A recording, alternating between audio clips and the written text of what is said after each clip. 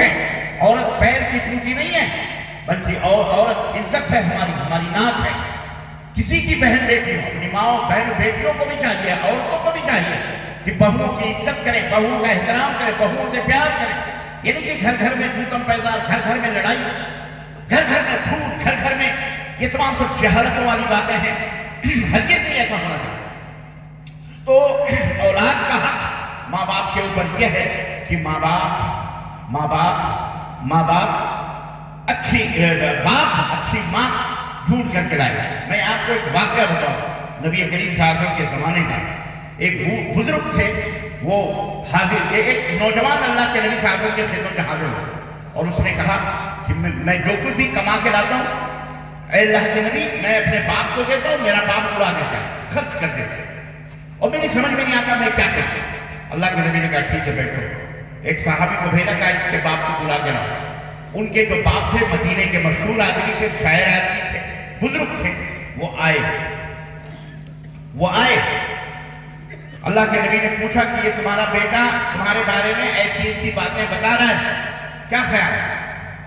انہوں نے کہا اے اللہ کے نبی، جب یہ پیدا نہیں ہوا تھا تو میں نے اس کے لیے بہترین ماں کا انتخاب کیا، میں نے بہترین بیوی ڈھونڈی اور میں نے اس کے لیے شادی کی.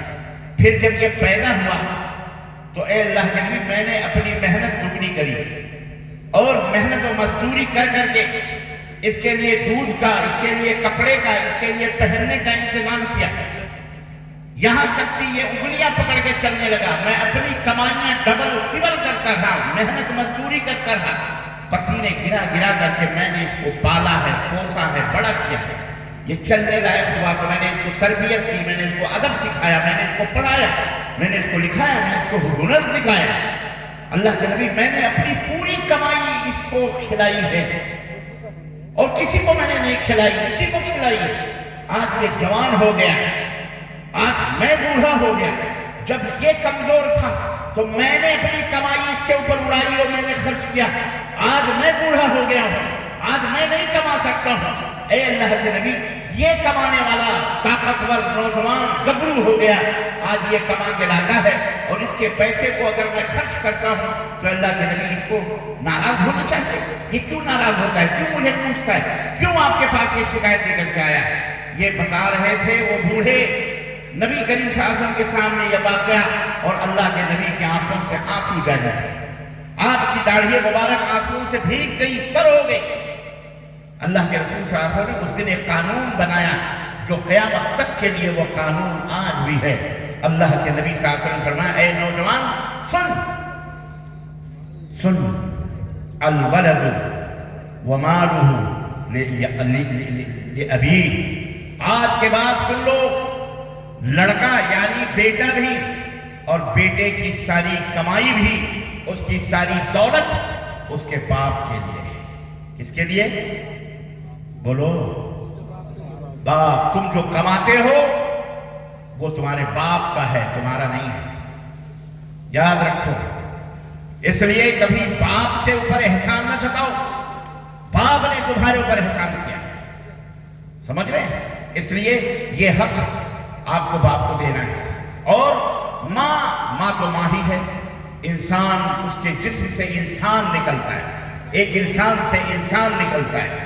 اس کا حق اللہ کے رسول صلی اللہ علیہ وسلم سے حضرت سیدنا ابو ہریرہ کہتے ہیں کہ شخص سے پوچھا کہ میں سب سے زیادہ کس کے ساتھ حسن سلوک کروں؟ اللہ کے نبی نے فرمایا اپنی ماں سے. کہا پھر؟ کہا اپنی ماں سے. کہا پھر؟ کہا اپنی ماں سے. کہا پھر؟ کہا اپنے باپ سے. 3 مرتبہ.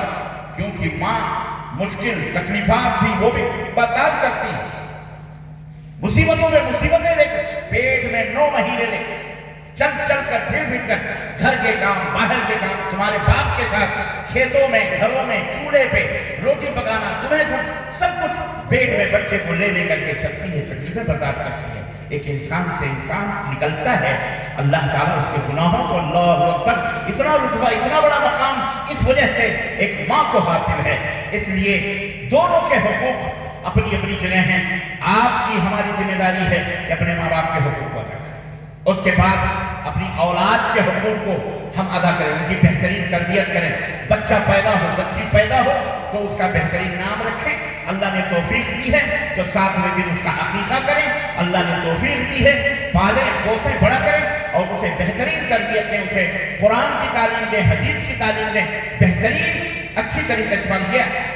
آپ کا حق ہے. اب اس کے بعد اگر آپ نے اپنے حقوق کو ادا نہیں کیا اپنے اولاد کے لیے اور کل کو اولاد لات مارتی ہے, گالیاں دیتی ہے, آپ کو ڈانٹتی ہے, پھٹکارتی ہے, تو بھئی آپ کا مقدر ہے, کیونکہ آپ نے جب اپنی اولاد کی صحیح تربیت نہیں کی تو یہی